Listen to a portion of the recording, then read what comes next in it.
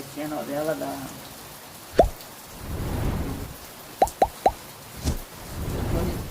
O Tony Ramos, que era muito peludo. E o Fernando também era peludo. E depois daquela veio a novela daquele Dr. Harold lá do Pânico de Banho. Na noite do lua cheia ele virava o lobisomem.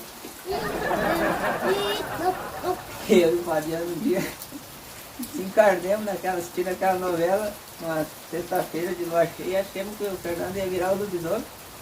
Deitemos o cacete dele. Eu ia pra tirar a mão de cima dele. Aí temos tudo meio doido.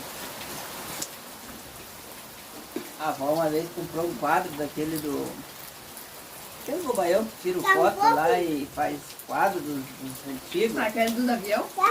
Não, não é o avião, eles vêm dentro lá. Vem, tira a foto e junta os quadros, as pessoas antigas e faz. Que nem tinha uma vez, um do lado do outro. Daí o cara vendeu um quadro pra ela, dela e do vô, era 350 reais. E no dia que o cara veio pra receber, ela tava sentada assim, que roda fumando o paeirinho dela. Aí ela disse, quer ver como é que consegue um desconto para esse cara aí? O que a avó vai fazer? Você vai ver só. Ela pegou uma faca velha que tinha assim em roda dela, que ela estava cortando a paia do cigarro. Daí se descabelou bem assim, cadeou bem.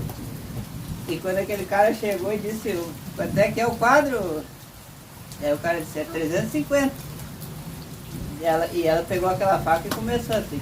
Disse, tu tem que me fazer um desconto, meu filho, porque eu sou meia louca, diz ela. E começou com aquela faca assim, pra lá e pra cá. E eu já tive no Anarec, eu já tomo meus remédios e o dinheiro não tenho, porque já gastei tudo com os remédios. E começou assim com aquela faca pra lá. E o cara começou a se apavorar, ela tudo engadeada assim. E eu não faz 3 meses que não tomo remédio, e se eu não tomar meu remédio eu fico mais louco, já matei os 2, 3, e não custa matar mais um.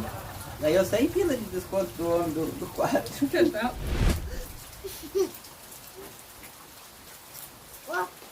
Agora vai pro fim do ano. Aí no fim do ano sempre vinha visita lá em casa. Todo ano. Reunia todos os parentes, Natal, Ano Novo, posava tudo lá em casa.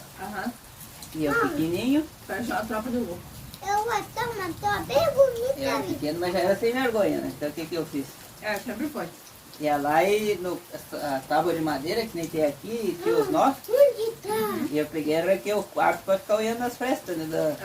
Tarado, sem vergonha. Vamos falar ficar olhando no quarto da visita. Aí tinha uma prima que era muito sem vergonha. Tarado, ela ficava olhando as mulheres só de carcinha, e eu ficava lá no buraquinho olhando ela. Até que um dia ela viu que eu estava espiando. Aí ela foi lá e botou a pecinha bem no buraquinho botou a pecinha no buraquinho no toco, no nó. E eu fui lá e pimba. Aí no outro dia, ela de novo lá no buraquinho esperando já. E eu lá, pimba de novo.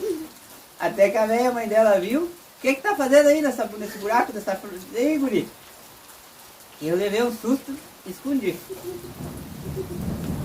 Aí ela disse, não mãe, aqui tem o touro do seu Jorge aqui, e a gente bota aqui na festa, ele vem aqui e lambe.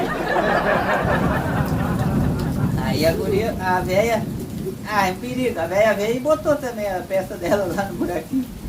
Ô povo, pra ser vergonha. E eu fui lá e pimba na velha também, traquei o curiosinho na velha. Aí passou um outro dia, o marido descobriu que a velha estava... O que tá fazendo aí escorado nessa tábua aí?